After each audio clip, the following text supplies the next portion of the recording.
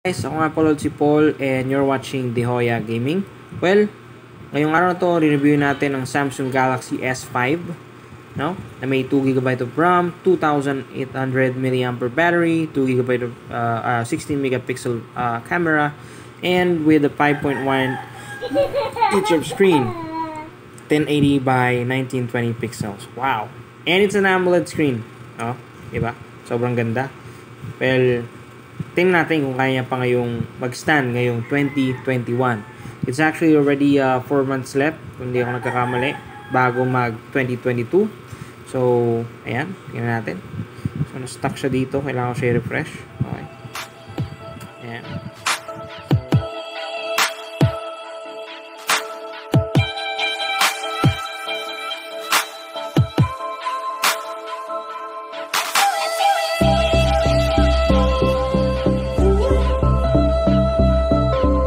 Start na natin. Actually, you're actually looking on the Samsung Galaxy S5 while you're looking on the Samsung Galaxy S5. What I mean is that this is really an actual Samsung Galaxy S5. And normally, mga Samsung phones dati na not built-in battery is really having cracks. You know, normally, you know. Yan. Okay, so siguro maganda to may flash. Okay, try natin kung ma-open yung flash ko. There you go. Okay.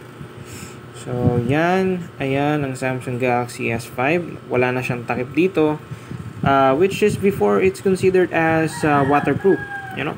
Commercial pa nga siya na na-drop siya sa tubig habang naghuhugas ng pinggan. Dahil nga nakikitawagan, nakikichika tong si Kuya habang naghuhugas ng pinggan. Well, based naman sa performance niya guys, di siya ganun ka-multitouch, no? I mean, di siya ganun ka-responding. Pero, anong expect natin sa Samsung Galaxy S5 if na-release siya back on 2014, April. It was discontinued, of course. But, as we can see here, the body here, the build quality, no? Body niya, may Gorilla Glass 3 siya. Wow! So, guys, di ko na-expect, no? Etong salamin na to, no, itong screen na to is Gorilla Glass 3. Wow. Am I still looking on the Samsung Galaxy S5? Yep, I'm still looking on the Samsung Galaxy S5. Although it has a very small battery, 2800 mAh. Guys, I'm using a 5000 mAh battery phone right now and kinukulang pa rin, no? So, ewan ko kung nangyayari dito, hindi siya masyado respond. May issue na. At kung maalala nyo guys, upgraded lang siya up to 6.0 version ng Android, ano? So, meron siyang Corning Gorilla Glass 3, yan na-mention natin kanina. And the good thing about this guys is super AMOLED screen siya. Although pagka nag-YouTube tayo, no? Try natin mag-YouTube.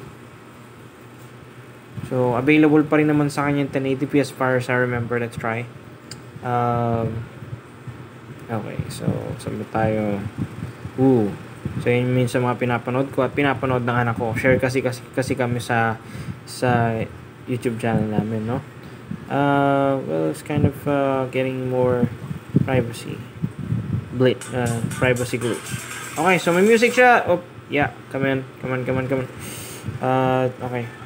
So, silent natin yan hanggang matapos. Okay. So, titingnan lang natin guys, ano pa ba yung so, malabo ba or malabo talaga? So, ayan guys. Titingnan natin yung kaya niya, no, na quality. Okay. Wow, 1080p. So, guys, I think sa YouTube mismo nag-adjust na lang sa mga lumang phones, no? At sa mga phones na 720p ang screen kasi meron ng 720p ang screen natin, no? Sa YouTube. 1080p, I mean. So, guys, okay naman siya, hindi siya naglalag kahit na 1080p, kaya pa rin ang processor. Meron nga pala siyang processor Snapdragon 800, kung di ako nagkakamali. Sige, try na ulit na sa platform. Kaya natin, back tayo ulit. Yun, mabilis pa rin, ano? Oops, settings na buksan ko, sorry. Okay, back. Okay. At, medyo okay siya, guys. I think, pwede to sa mga pwede talaga to pang backup phone pa, no? Ayan, yun na nakikita ko. So, Super AMOLED screen, ang platform niya is Qualcomm MSM 8978 4AC, Snapdragon 801, 28nm. Wow! So, 11nm na yung mga nakikita ko ngayon, 10nm. So, ngayon ito 28nm pa siya, quad-core processor.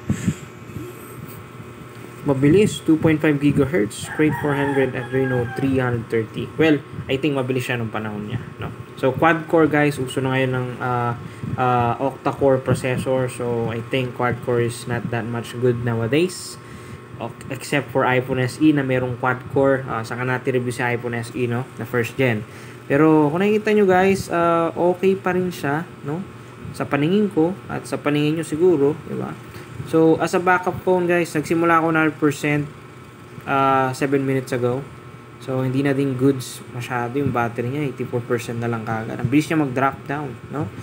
So, I think replacement battery na siya. Okay. Kudos sa may-ari ng cellphone na to. Thank you so much for letting me borrow this and make a review.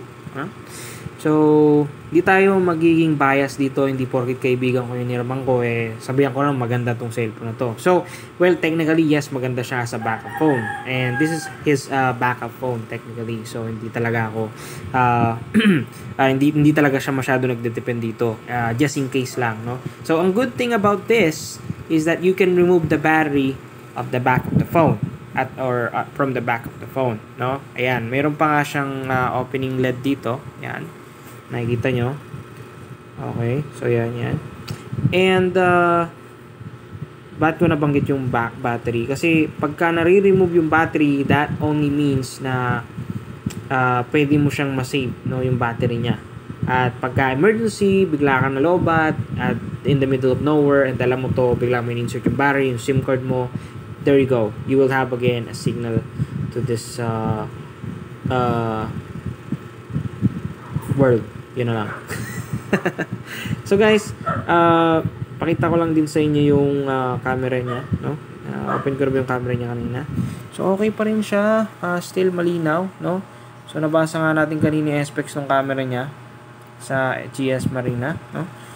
So still good as far as it is, no? So okay, tingnan natin. Yan, no? Linaw pa rin guys. So, pwede pa rin siyang backup camera, no? Sa, kung, just in case na puno na yung memory storage mo. So, guys, sabihin ko sa inyo, nakalagay dito ay 32GB of RAM and 32GB of storage. Pero, kung papansin niyo ang nakain ng system niya ang natira na lang sa kanya, halos 16GB. No? Punta tayo sa storage. So, kung bibili kayo nito, please expect na hindi na ganun kalaki yung memory niya na 32GB. No? As a backup phone, As a backup phone. Kasi, kung gagawin nyo siyang main phone, pwede din naman. Kaya lang, hassle. No? Para sa akin, maging hassle. So, 32GB storage niya, pero ang available niya na lang is... Oh, wow. 26GB. Okay. Paya ako, Totoo ba to? 26GB pa siya. Okay. So, pagbigyan. So, pagbigyan natin. So, 32GB storage siya and 26GB pa ang available niya. Well, guys, nagtry ako mag-download ng Mobile Legends dito. Sobrang lag niya. So, ito lang. To the fact na hindi ko na siya gustong i-play dito sa phone na to. So, guys, kung gusto yung mag-Mobile Legends, huwag kayong bibili ng phone na to. No? Pero kung gusto nyo lang ng backup phone, well, I might advise you to buy this phone as a backup phone because it's good. It even has a fingerprint. Nagulat ka, no? Yes, guys. May fingerprint pa tong phone na to, no? Even though it was released back on 2014. So, sa mga hindi nakakaalam ng phone na to, guys, it really has a fingerprint. Yep. It really has a fingerprint. Okay. So, yan. Nakikita nyo dyan. Pagka in-slide mo lang dito. Ayan, mali pala ako. Pag ganito pala. No? Yan, slide lang dito. Okay. Yan. Meron nga siyang heart scanner din at the same time, guys. Sa back of the camera niya. Sa back cam niya. Ayan. Papansin nyo, ito. Ayan. Heart scanner siya. So, malupit pa rin tong cellphone na to, guys. Malupit pa rin kung sa malupit. No? Wag lang tayo talaga mag-expect ng too much sa kanya, no? Okay. So, okay na yun. Done. Yan. So, swipe screen. So, yun natin. No, na-register ka ba? Sorry about that. Di ko napansin eh. Di ko na-register. Okay. So, yun. Ulitin lang natin saglit. Okay. Okay. Mas gusto ko lang tong thumb ko eh. No? Mas okay na to. Isa yung tinuturo niya. Done. Okay. Backup password. 1, 2, 3, 4. Kasi makalimutan ko. 5, 6.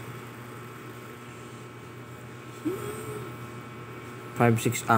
Okay. Good. Tingnan tayo. Ulit-ulit. 1, 2, 3, 4, 5, 6. And then, Q yan, Q. Okay, so, there we go. Okay. So, ngayon guys, na-enable na natin. Tingnan natin kung gumagana pa, no? Pabuburin ko lang ito mamaya, Brad. So, paano ba yun? Di pala siya. Kasi yung fingerprint ng phone ko, once na itap kong gano'n, bubukas na rin mismo yung screen. So, enter backup password or mag-fingerprint, no? So, try natin. Woohoo! Gumagana pa rin yung fingerprint niya, guys. So, try natin ibang daliri para naman kapanipaniwala. Siyempre, baka naman sabihin nyo, nagloloko tayo dito eh. Ayan. Swap the entire pad. So guys, hindi siya tinatanggap, no? Try natin yung fingerprint ko mismo. No? Okay. Okay, downwards. So mahirap siya guys, halos makakailang bago ma-register yung kamay mo, no? Oo, di ba? Napaka-inconvenient. 2014 guys, ayoko na bumalik. Kung ako tatanungin guys, di na ako mabalik 2014. Okay na ako dito sa 2021, no? Although umidad tayo, pero guys, nakita niyo yung AMOLED screen, di ba? Solid, di ba? Kahit nasa gilid na, ang linaw pa rin, no? Kitang-kita mo pa rin siya. Compare sa mga 720 pixels na phone ngayon na lumalabas, di ba? Although budget phones yung mga tinutukoy ko, no? Kaya hindi talaga pwedeng makumpara. Pero guys, grabe. Ang ganda pa rin ng AMOLED screen, no? Pa rin siya. So, ang ganda na to siguro, nood ng YouTube, Facebook, Messenger, di ba? So, yun yung mga isa sa mga katangian niya na pwede pa ngayon. And then, pang camera, no? So, mag-TikTok, well, TikTok is very compatible on each phone, on every phone, no? So, di ko alam kung dito compatible pa. Tingnan natin. Okay, so, punta yung Play Store. Let's try. Okay. Mga gusto mga mahilig mag-TikTok dyan. Tingnan natin kung okay pa siya. TikTok. Okay, so yun. So pwede pa, compatible pa guys, no? Bagumantin man ako nagti-TikTok, no? Isang beses lang nung nagkaroon ako ng punishment sa company namin. Ayan, sa parang hindi ko lang na-hit goal ko. So TikTok ka. So guys, nakikita niyo ba itong B38 OS na to? Pag-uusapin natin yan my next vlog, okay? Pag-uusapan natin yan. Actually, isa yung camera, no? Okay. Isa yung camera. CCTV guys, napaka-convenient. Kasi itong mga nakarang panahon, itong mga nakarang linggo, tuwing gabi mayroong nangangatok sa amin, may nagtatry bumukas ng pinto namin, na hindi ko nilalabas, syempre, delikado yun. Never kayong lalabas guys. Lalong-lalo na ngayong pandemic. Pagka may yung nagtatangka sa pinto nyo, hindi nagsasalita kung sino, naku, never. Hindi ako lalabas pag ganyan. So guys, pakita ko na sa iyo, bibigyan ko na kayo ng idea, no? Sa mga alam tong bahay ko. Ayan, may nagkakalat na sa labas. So, ayan guys, kitang-kita nyo naman, ayan ang pinto namin, di ba? Kitang-kita nyo. Kalilinis ko lang, may nakakalat na naman. Ayan naman yung papalabas sa bahay namin, ano? So, ito ay apartment and ganyan ang itsura niya sa labas. So, guys, next vlog ko, pakikita ko sa inyo ano itsura nitong CCTV camera nito at gaano to ka-convenient lalong-lalo na ngayong pandemic. Okay, guys? Thank you so much sa panonood.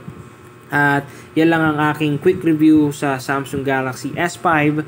And I think alam nyo na ang sagot sa inyong mga tanong. Pwede pa ba ang Samsung Galaxy S5 ngayong 2021 as a backup phone? Okay, so guys, thank you so much again. And again, this is Paul. And thank you so much for watching the Hoya Gaming.